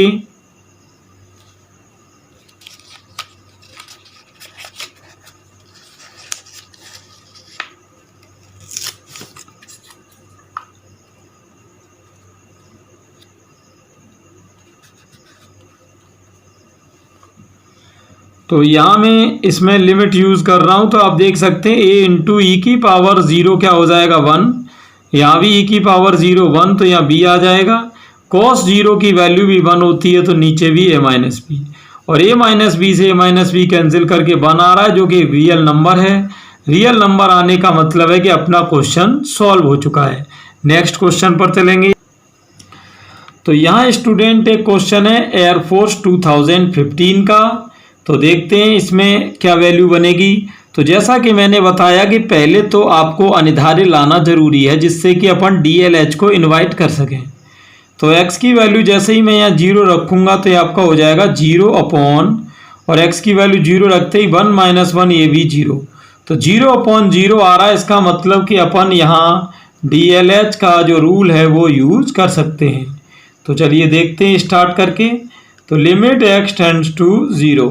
अब अगर आप डिफरेंशियल करेंगे तो x का क्या हो जाएगा, यहाँ 1 हो जाएगा, और यहाँ आप देख सकते हैं √x का अगर मैं करूँ तो ये आपका 1/2√x हो रहा है, और 1 का आप डिफरेंशियल करेंगे 1 का 0 हो जाएगा। तो आप देख सकते हैं ये जो नंबर है ये का जाएगा ऊपर। तो आपकी कंडीशन कुछ इस तरह बनेगी कि लिमिट x टेंड्स टू 0 और 2√1 + x। तो अब जैसे ही मैं यहाँ x की वैल्यू 0 लगाऊंगा तो यहाँ देखते हैं पोजीशन क्या बनेगी कि 2 × 1 का √1 हो जाएगा, और ये आपका 2 1 जा 2 हो जाएगा। तो ये स्टूडेंट पूरी पिक्चर रही आपकी एयरफोर्स 2015 की। अब चलते हैं नेक्स्ट क्वेश्चन पर जो कि एनडीए 2017 का है। तो डीएलएच की स्टूडेंट पहली शर्त क्या है कि अपने को 0/0 या और कोई इंडिटर्मिनेट भरना चाहिए। तो देखते हैं x की पावर, जैसे ही मैं यहाँ x की वैल्यू 1 लगाऊंगा तो 1 - 1 0, नीचे भी 0 हो रहा है। तो चलिए एक काम तो हो गया कि अनिर्धारित तो आ गया। अब आपको लगाना है DLH, और DLH लगाते ही अपना काम क्या होगा, डिफरेंशियल का। तो देखते हैं limit x tends to 1, x की पावर n का डिफरेंशियल क्या हो जाता है, n इंटू x की पावर n-1, और 1 का 0, और यहाँ आपका x का हो जाएगा 1। तो आपका ये x की वैल्यू अब मैं यहाँ 1 रख दूंगा, तो n इंटू 1 की पावर n-1। तो आप देख सकते हैं इसका जो आंसर है वो अपना आ गया n। Clear students? तो आप देख रहे हैं DLH में इस तरह से अपने को कोई खास प्रॉब्लम नहीं आ रही, बस आपको अनिर्धारित चेक करना है, तुरंत अवकलन करना है, बिल्कुल आसान काम है। चलते हैं नेक्स्ट क्वेश्चन पर। तो नेक्स्ट क्वेश्चन आपके सामने है एनडीए 2018 में आया हुआ। देखते हैं यहाँ पर भी 4 टर्म है। सबसे पहले मैं इसमें डायरेक्ट रख के चेक कर रहा हूँ कि इंडिटर्मिनेट बनेगा या नहीं बनेगा। तो देखिए जैसा कि आप जानते हो 2 की पावर 0 तो 1 हो जाएगा, 1 - 1 0। नीचे भी अगर अपन देखें तो यहाँ x तो 0 में गया, 1 - 1 0, तो यानी 0/0 की पुष्टि फिट हो रही है। इसका मतलब कि DLH के लिए यहाँ पर पूरी पोजीशन रेडी है। तो DLH में आपको करना क्या है, आपको करना है स्टूडेंट्स डिफरेंशिएशन।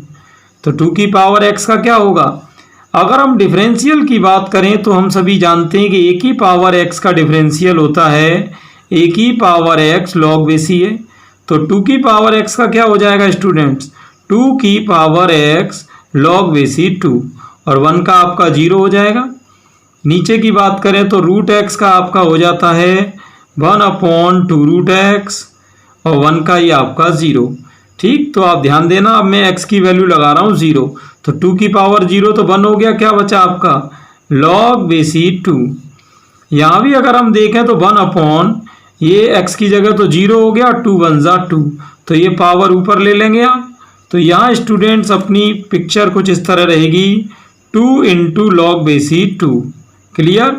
तो जैसा कि आप सभी जानते हो कि n log m अगर कहीं आ जाए तो इसे आप log m की पावर n लिख सकते हैं।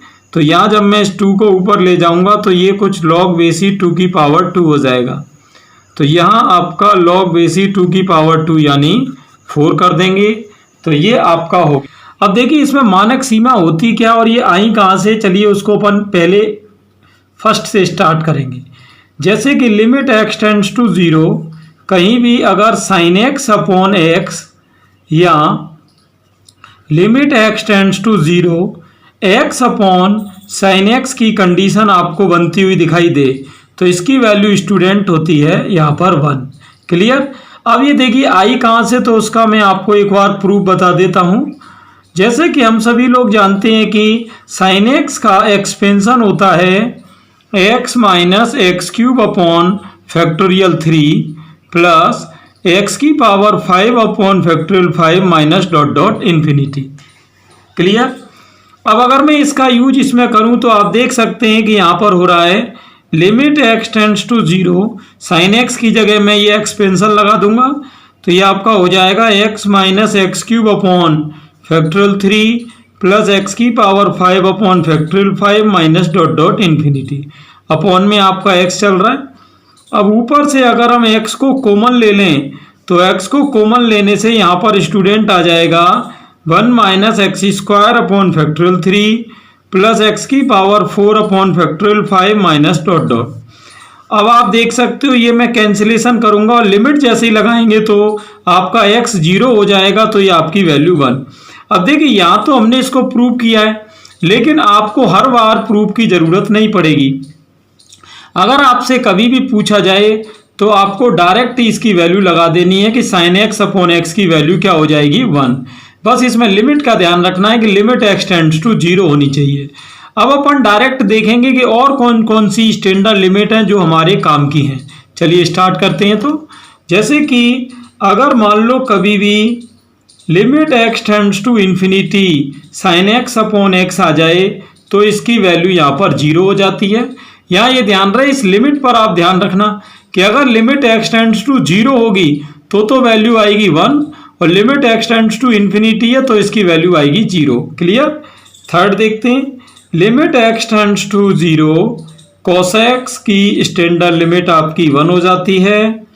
इसी तरह से अगर limit x tends to 0 tan x upon x आ जाए या x अपॉन tan x आ जाए तो इन दोनों ही सिचुएशन में इसकी वैल्यू 1 हो जाएगी।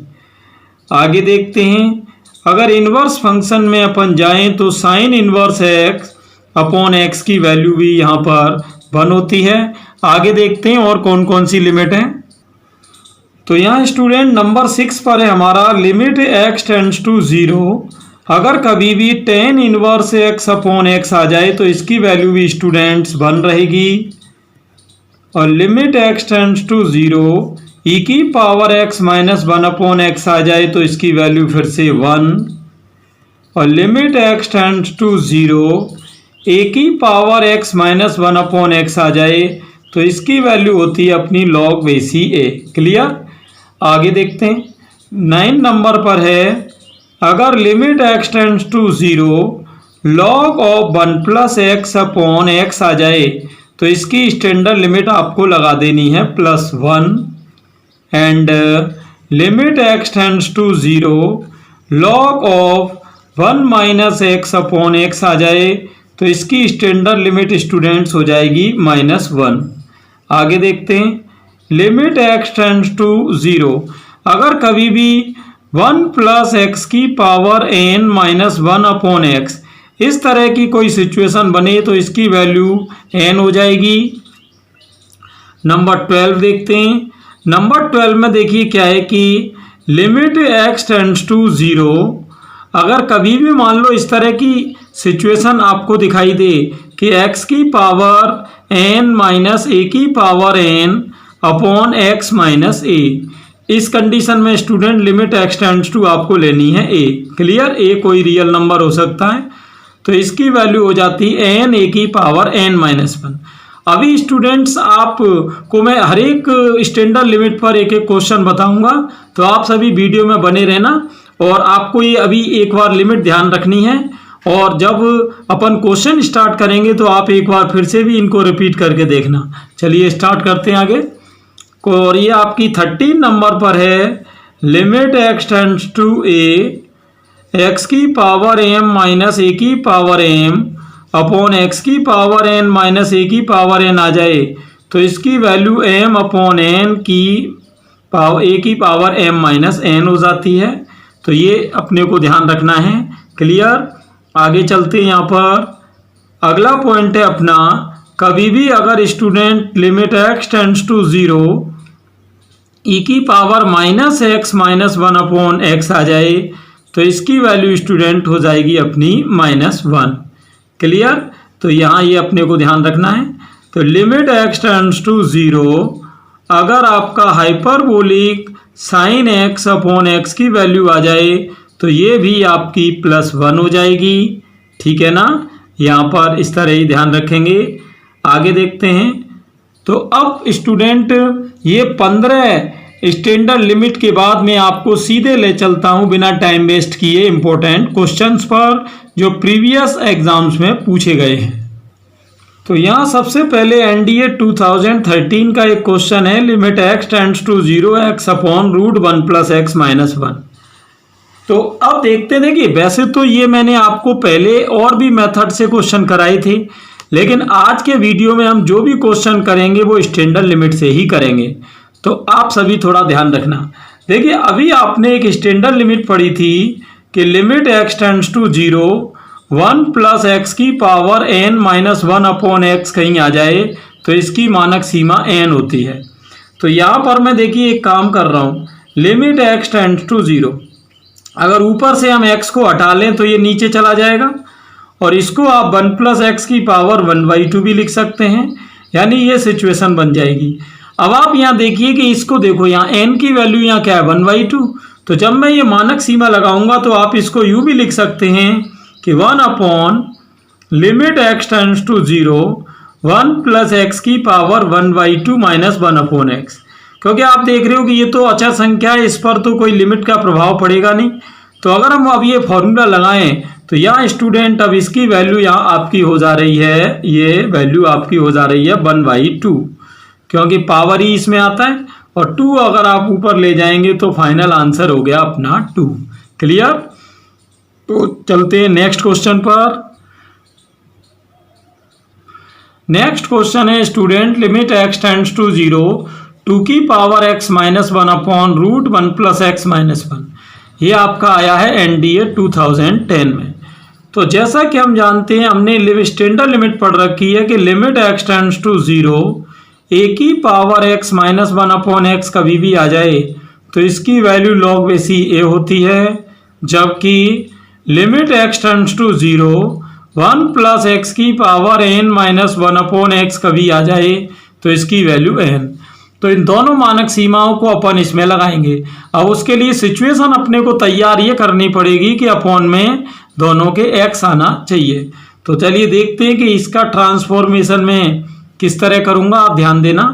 जैसे कि ये आपका 2 की पावर x माइनस 1, तो यहाँ अपॉन में मैं x लिख दे रहा हूँ और यहाँ पर रूट 1 प्लस एक्स है। तो रूट 1 प्लस एक्स है तो इसको अपन लिख सकते हैं 1 प्लस एक्स की power 1/2 minus 1 upon x. Clear? तो ये स्टूडेंट हो गया अपना, इस तरह से दोनों की स्टैंडर्ड लिमिट लगा देंगे। तो यहाँ आपका जब मैं इसमें स्टैंडर्ड लिमिट लगाऊंगा तो ये वैल्यू हो जाएगी आपकी log बेसी 2 अपॉन, और इसमें जब मैं स्टैंडर्ड लिमिट लगाऊंगा तो इसकी वैल्यू हो जाएगी 1/2। तो 2 आपका जाएगा ऊपर। क्लियर? तो यहाँ स्टूडेंट आपकी वैल्यू हो रही है 2 log बेसी 2। और जैसा कि log में आप रूल जानते हो कि log जो n log m होता है उसको आप कभी भी log m की पावर n भी लिख सकते हैं। तो 2 आप ऊपर ले जाएंगे तो आपका हो जाएगा स्टूडेंट log बेसी 2 की पावर 2, यानी आपका आंसर log बेसी 4 हो गया। क्लियर? ये आपका हो गया फुल क्वेश्चन। तो मैंने यहाँ पर 2 स्टैंडर्ड लिमिट लगाई, एक तो a की power x minus 1 upon x और ये। क्लियर? अब इन सभी स्टूडेंट देखिए, आपको स्टूडेंट करना क्या है कि हर एक क्वेश्चन को जब मैं आपको करा दूं तो आप एक एक बार खुद भी उसको प्रैक्टिस करके देखें, और फिर आपसे नहीं हो तो एक बार फिर वीडियो में आप रिपीट करके देखें, तो आपसे धीरे धीरे सारे क्वेश्चन होने लग जाएंगे। चलते हैं नेक्स्ट क्वेश्चन पर। यहाँ एयरफोर्स 2017 का एक क्वेश्चन है, ये आपके सामने देखिए। अभी मैंने आपको एक मानक सीमा बताई थी कि limit x tends to a x की पावर n माइनस a की power n upon x minus a कहीं भी हो तो इसकी वैल्यू n इंटू a की पावर n माइनस 1 हो जाती है। तो अब अगर मैं इसमें यहाँ पर ये लिमिट लगाऊं तो देखते हैं इसके लिए सिचुएशन कैसे तैयार होगी। तो लिमिट x टेंड्स टू 3, आप देख सकते हो x की पावर 5 है, ये तो एज इट इज है। क्या मैं 2 4 3 को 3 की पावर 5 लिख सकता हूँ, और अपॉन में क्या चल रहा है x माइनस 3। अब अगर हम इसकी और इसकी कंपैरिजन करें तो आप देख सकते हो n की वैल्यू 5 हो रही है और a की वैल्यू यहाँ पर 3 हो रही है। तो इसको अपन इसमें रख देंगे तो ये आपका हो जाएगा n इंटू a की पावर n माइनस 1। तो यह n की वैल्यू क्या है स्टूडेंट 5 इंटू a की वैल्यू जो लिमिट होती है वो a का काम करती है, तो a की वैल्यू 3 हो गई, और n माइनस 1 यानी 5 माइनस 1। तो 5 इंटू 3 की पावर 5 माइनस 1 4 हो जाएगा। तो आप देख सकते हैं कि 5 इंटू 3 की पावर 4 करेंगे तो इसकी वैल्यू हो रही है अपनी 81, और फाइनल आंसर हो गया अपना 405। क्लियर? तो इस तरह ये हो गया अपना एयरफोर्स 2017 का क्वेश्चन। चलते हैं नेक्स्ट क्वेश्चन पर। अगला क्वेश्चन है स्टूडेंट एनडीए 2005, और अब लगेगी एक और मानक सीमा जिसको कि अभी मैंने आपको बताया था। Limit x tends to a x की पावर m माइनस a की पावर m अपॉन x की पावर n माइनस a की पावर n कभी भी आ जाए तो इसकी मानक सीमा मैंने आपको बताई थी m अपॉन n की होल पावर, ये m माइनस 1 होती है। अब यहाँ देखते हैं एम एन वगैरह क्या है। सबसे पहले तो आपको इसको थोड़ा सा चेंज करना पड़ेगा। आप सभी जानते हो कि जैसे 1024 है, इसको मैं 4 की पावर 5 लिख सकता हूँ, और नीचे जो आपका 64 दे रखा है, इस 64 को हम 4 का क्यूब लिख सकते हैं।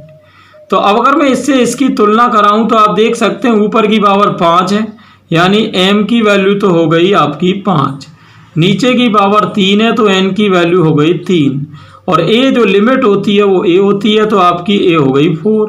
अब ये सब वैल्यू ले जाके आप इसमें जमा दो। ये क्या है, m अपॉन n a की पावर m माइनस n। चलिए देखते हैं, तो m अपॉन n यानी 5/3 इंटू ये कह रहा a की पावर m माइनस n, तो यानी 4 की पावर 5 माइनस 3 करेंगे तो ये आपका 5/3 इंटू 4 की पावर 5 में से 3 गया 2, तो 5/3 इंटू 4 का स्क्वायर हो जाएगा स्टूडेंट 16, तो ये आपका 16 का 5 में करोगे 80/3। ये आपका आंसर आ गया। क्लियर। अब चलते हैं नेक्स्ट क्वेश्चन पर। नेक्स्ट क्वेश्चन है स्टूडेंट एनडीए 2009 का है। देखते हैं किस तरह होगा। आपको मैंने 2 स्टैंडर्ड लिमिट बताई थी, आप दोनों पर ध्यान रखना कि limit x tends to 0 e की पावर x माइनस 1/x आ जाए, इसकी वैल्यू आपकी 1 होती है, जबकि limit x tends to 0 sine x upon x आ जाए या x अपॉन साइन x, इसकी भी वैल्यू 1 होती है। देखिए यहाँ पर क्या है कि e की पावर x की ये मानक सीमा लग तो रही है, लेकिन ऊपर x की जगह साइन x है जबकि नीचे x है, तो हमें नीचे भी साइन x लाना होगा। अब उसके लिए देखते हैं क्या ट्रांसफॉर्मेशन करना पड़ेगा। तो e की power sine x minus 1 upon ये क्या है x, तो यहाँ एक काम करेंगे, साइन x का आपको करना है भाग और साइन x का ही करना है गुणा, और अपॉन में ये x चल रहा है आपका। क्लियर। तो देखते हैं, अब आप देख सकते हो जैसा कि ये बोल रहा है e की पावर x माइनस 1/x 1 होता है, तो ये आपकी मानक सीमा क्या बन जाएगी 1, और ये कह रहा है x अपॉन साइन x हो या साइन x अपॉन x हो, तो इसकी वैल्यू भी आपकी 1 हो जाती है, तो 1 इंटू 1 आपका फाइनल आंसर हो गया 1। Clear student. चलते हैं नेक्स्ट क्वेश्चन पर। अगला क्वेश्चन IIT 2017 का है। मैंने आपको मानक सीमा बताई थी कि limit x tends to 0 e की पावर x माइनस 1/x आ जाए तो इसकी वैल्यू होती है 1, जबकि limit x tends to 0 1 minus cos x upon x square आ जाए तो इसकी वैल्यू आपकी 1/2 होती है। तो चलिए इसमें इसको पुट करके देखते हैं। तो लिमिट x टेंड्स टू 0, सबसे पहले तो देखिए यहाँ पर ये x जो है इसको आप चाहो तो नीचे ले जा सकते हो, तो नीचे ले जाकर अपनी पोजीशन कुछ इस तरह बनेगी 1 minus cos x upon x. लेकिन अभी भी हम देख रहे हैं कि न तो ये मानक सीमा अभी यहाँ दिख रही है और न ये दिख रही, क्योंकि इसके अपॉन में एक्स स्क्वायर है। तो चलिए यहाँ एक काम कर लेते हैं अपन कि लिमिट x टेंड्स टू 0, सबसे पहले मैं यहाँ एक काम कर रहा हूँ कि ये आपने देखा कि ये 1 माइनस कोस एक्स अपॉन क्या था x, तो जब मैं x का यहाँ गुणा और x का भाग करूँगा तो ये एक्स स्क्वायर हो जाएगा। अब आपकी मानक सीमा दोनों रेडी हैं। आपकी एक तो हो रही e की पावर x माइनस 1/x और इसके अपॉन में दूसरी हो जाएगी आपकी 1 minus cos x upon x square. अब ये आपकी मानक सीमा ऊपर मैंने बताई थी क्या होती है 1, और ये मानक सीमा आपकी क्या हो जाती है 1/2। 2 को अगर मैं ऊपर ले लूँ तो फाइनल आंसर अपना क्या हो जाएगा 2। तो ये आपका क्वेश्चन हो गया IIT का। तो यहाँ स्टूडेंट अपने लिमिट के जो पार्ट थे वो कंप्लीट हो चुके हैं। नेक्स्ट में आपको जो टॉपिक पढ़ाऊंगा वो है कंटिन्यूटी यानी सततता सातत्य। तो आप सभी चैनल पर बने रहें, और आपको वीडियो अच्छा लगा हो तो ज़्यादा से ज़्यादा स्टूडेंट को शेयर करें। और अगर आपको चैनल के बाकी वीडियोस देखने हैं जो कि अलग अलग प्लेलिस्ट में हैं, तो प्लेलिस्ट की लिंक डिस्क्रिप्शन और एंड स्क्रीन पर दी हुई है, वहाँ क्लिक करके आप बाकी वीडियोस पर भी पहुँच सकते हैं। Thanks for watching.